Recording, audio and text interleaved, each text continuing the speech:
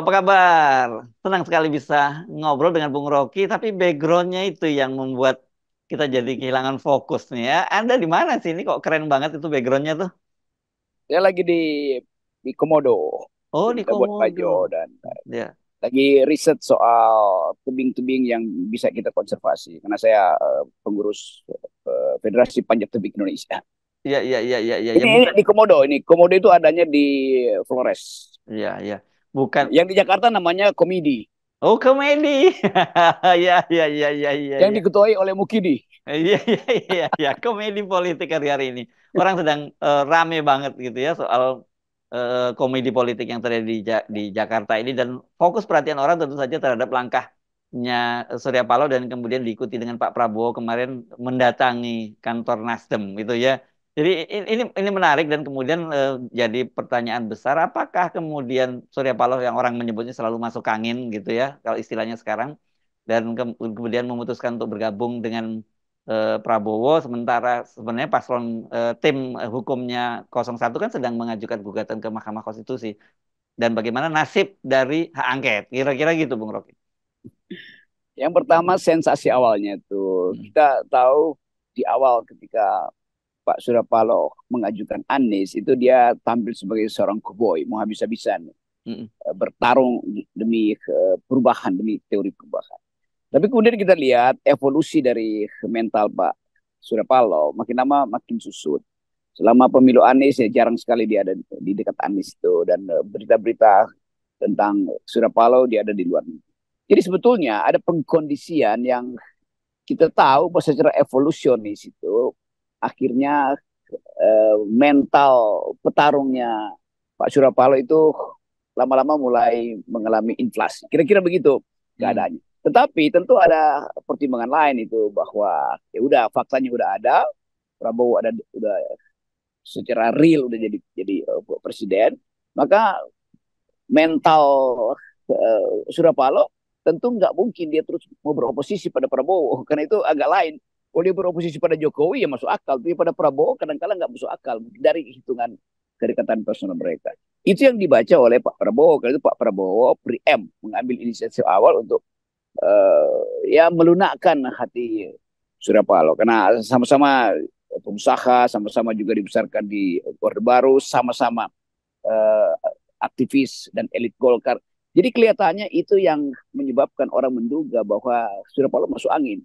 Nah, sebetulnya bukan masuk angin, tapi satu hal yang mungkin secara pragmatis dianggap bahwa hanya itu kesempatan Nasdem untuk aktif lagi dalam politik tuh. Hmm. Jadi itu poin yang saya tangkap tuh. Tapi di belakang poin itu ada pandangan lain yang menilai bahwa Prabowo Surya Paloh berupaya untuk mengkonsolidasi diri supaya kekuatan Jokowi tidak terlalu intervensi jauh-jauh. Kira-kira begitu. Tapi buat Ah, sementara kita lihat gejala awalnya bahwa bujukan Prabowo kelihatannya akan berhasil itu.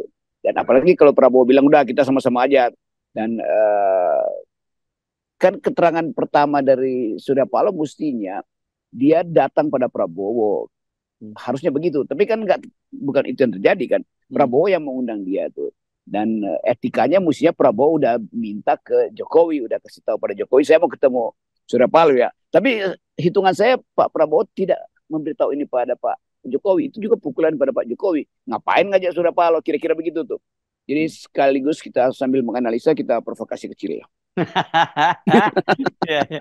Tapi kan sebenarnya Pak Jokowi sudah melakukan hal itu lebih dulu, Bung Rocky, tanggal 18 eh, Iya, ya. Februari ya, 4 hari setelah pencoblosan kan Pak Surya Paloh diundang ke istana dan pada waktu itu kemudian istana mengklaim bahwa itu permintaan Surya Paloh, tapi kemudian Nasdem membantahnya bahwa itu atas permintaan Pak Jokowi dan kabarnya ada bujukan-bujukan di situ, tapi pada waktu itu Nasdem malah justru menginisiasi pertemuan para sekjen untuk mengadakan hak angket dan menyatakan mereka tidak akan menunggu lagi PDIP tapi langsung bergerak duluan begitu loh. Nah, tiba-tiba sekarang ketika Prabowo tiba-tiba dia mengucapkan selamat kan kepada Prabowo sebagai presiden terpilih. Nah, itu kemudian jadi alasan dari Prabowo untuk datang ke Nasdem bahwa mengucapkan terima kasih gitu.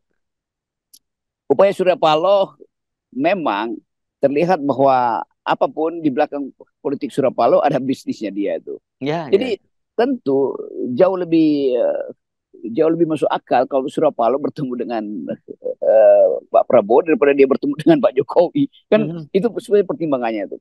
Dan kita lihat bagaimana bahasa tubuh dari petinggi-petinggi Nasdem itu merasa lebih nyaman Mhm. uh, bikin semacam appointment dengan Pak Prabowo daripada harus cari cara untuk menghindar dari Pak Jokowi. Tetapi sekali lagi ini masih masih prosesnya masih saya kira masih cukup panjang karena ini kan soal kursi itu tentu koalisi akan sedikit terganggu kalau Ya. Nasdem masuk lalu harus dikasih kursi kan ini soal Mhm. yang kemudian jadi problem karena Prabowo udah menang. Prabowo menang artinya partai-partai koalisi menganggap bahwa itu kita bagi bagi di antara kita aja ya. Tapi tiba-tiba ada ide untuk Hmm. ide Manja. Pak Prabowo untuk Hmm. mempersatukan bangsa. Hmm. Jadi Nasdem yang pertama kali diundang. Jadi ini kalkulasi lagi yang sangat pragmatis. Jumlah kursi terbatas untuk uh, diistimewakan pertama-tama pada Nasdem tentu. Kalau Pak Prabowo udah minta Nasdem bergabung, pasti dia udah dapat kursi kan. Hmm. Sementara yang lain itu masih harus mengemis pada Prabowo. Jadi nanti akan ada konflik internal juga dalam tanda petik. Ya, ya, ya, ya. Ini menarik ya, analisisnya bisa macam-macam. Tentu saja kalau kita Anda sebut sebagai Golkar, kalau saya melihatnya ya orang seperti Surya Paloh memang tidak terlatih juga dalam di dunia oposisi sesungguhnya. Kalau dari sisi politik kan, Golkar kan begitu ya. Sebagai Golkar kan tidak terlatih dalam sisi politik dan kita tahu Nasdem juga didirikan itu kan sejak begitu masuk ke pemilu dia juga langsung di dalam pemerintahan juga gitu. Baru kemarin sempat oposisi selama 1,5 tahun lah kurang gitu ketika menyusung Anies kan gitu dan itu terbukti babak belur gitu. Kalkulasinya memang belum lengkap. Hmm. Daya tahan bisnisnya tentu terganggu. Karena ini satu imperium juga yang digoyang kecil itu berantakan kemana-mana. Nah ini saya kira itu kesempatan recovery dari Nasdem itu di segi keuangan kan udah habis modalnya kan. Hmm. Jadi kelihatannya itu akan diterima sebetulnya atas alasan mengembalikan modal-modal yang habis karena harus mendukung Anies. Tapi pada saat yang sama juga Surya Paloh tidak keberatan kalau Anies tetap memimpin oposisi dalam Hmm. tanda kutip dari luar tuh. Tentu bukan Nasdem yang akan beroposisi. Kalau Nasdem beroposisi, kalkulasi memang udah nggak mungkin karena terlalu kecil di DPR.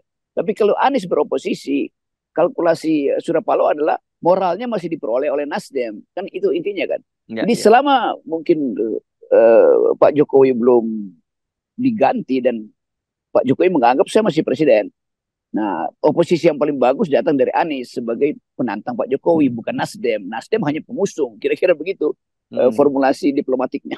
Ya, ya, ya. Jadi sebenarnya kemarin-kemarin itu ketika dia mendukung Anies itu boleh dibilang sebagai eksperimen dan itu eksperimen yang sangat berani sebenarnya ya Bung Rocky ya, eksperimen politik yang sangat berani ya. Iya itu, iya betul itu eksperimen untuk menunjukkan bahwa ide perubahan itu datang dari Nasdem. Walaupun kita tahu bahwa itu kan belakangan aja ide perubahan itu tuh. Karena Hmm. Nasdem berupaya untuk ambil ambil momentum sekaligus menaikkan gengsi dia karena dia pernah mengucapkan suatu hal yang sifatnya radikal yaitu perubahan.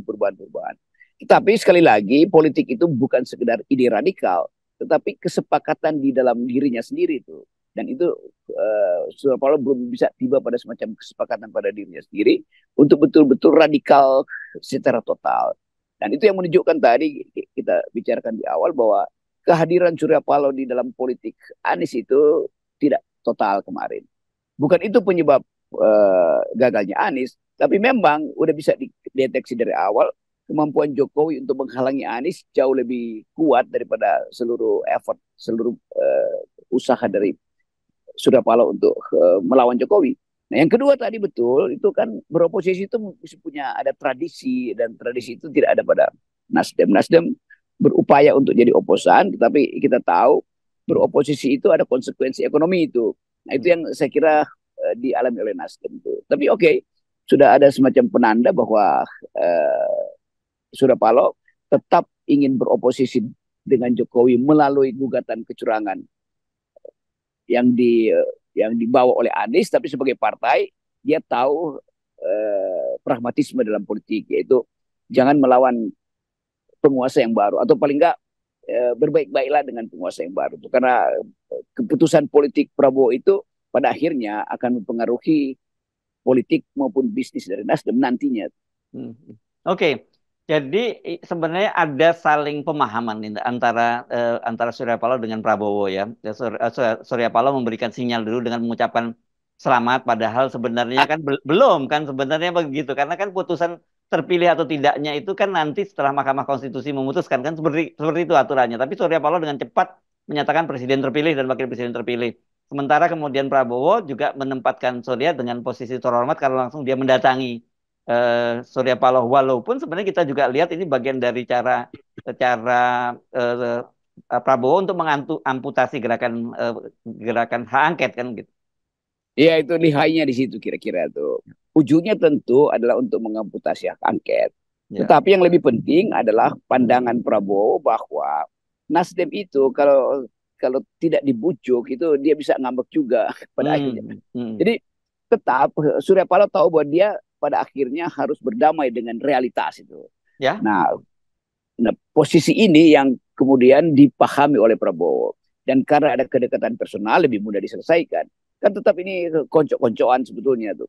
Jadi Hmm. kita lihat bagaimana Nasdem itu menjadi partai yang bukan sekedar ya kalau saya sebut unik ya bukan unik juga, tetapi mencoba untuk bermakna tapi nggak mampu untuk mempertahankan prinsipnya itu.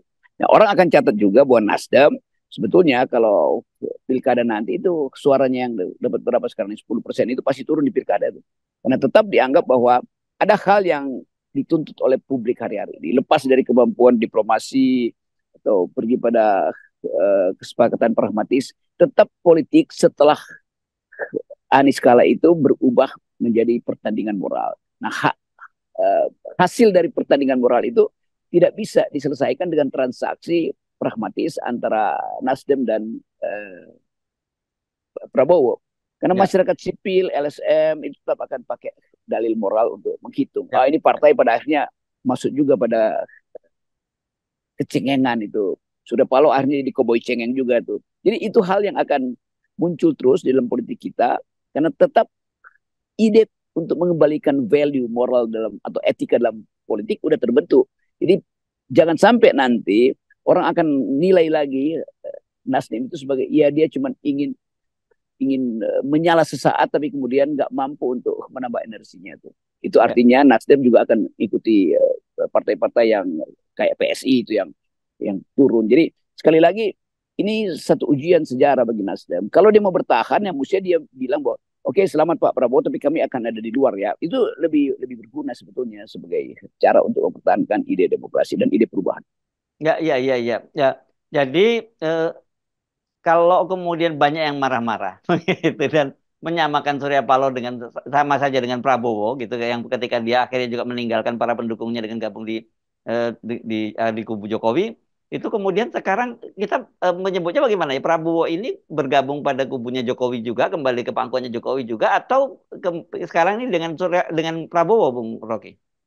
Kelihatannya Prabowo berupaya membaca Hmm. soal tadi yang saya terangkan bahwa politik ke depan akan berlangsung dengan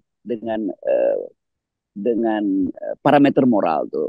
Nah, Ya. tentu Prabowo menganggap bahwa kalau parameter moral itu ada pada Nasdem, maka sebaiknya Nasdem disapa juga secara moral supaya ada kekuatan baru yang langsung berselisih dengan Jokowi. Kan tetap Jokowi merasa dia yang mesti atur siapa yang boleh berkoalisi dengan Prabowo kan. Jadi ini saling kirim sinyal. Pak Hmm. Jokowi tetap menginginkan ada koalisi besar tuh. Koalisi Ya. besar pasti di luar Nasdem. Tapi Hmm. sekarang Nasdem mendekat pada Prabowo, tentu ada kegelisahan atau kejengkelan pada Jokowi. Kenapa nggak tunggu dulu setelah koalisi itu agak matang, baru minta saya yang tentukan Nasdem boleh masuk apa enggak tuh. Jadi sebetulnya ada untungnya juga. Nasdem mendahului mengucapkan pagi-pagi dia ucapin selamat dan itu penanda bahwa Nasdem mengerti hubungan dia dengan Prabowo lebih kuat daripada hubungan dia dengan Oh. Jokowi. Hmm. Walaupun dua periode Nasdem mensponsori Jokowi. Ya, ya, ya, ya, ya. Oke, saya kira ini makin menarik dan saya kira akan menarik nanti kalau kita lanjutkan diskusinya tentang masa depan demokrasi Indonesia ya dengan situasi sehari-hari ini ya, Bung Rocky ya. Ya, jadi kesimpulannya kubu Prabowo berupaya mengkonsolidasi kekuasaannya Hmm. tanpa mengundang Jokowi. Jadi Jokowi mulai tersingkir di dalam konsolidasi baru ini. Oke, baik, makasih, Bung Rocky. Yes. Yes, menurut saya. Oke.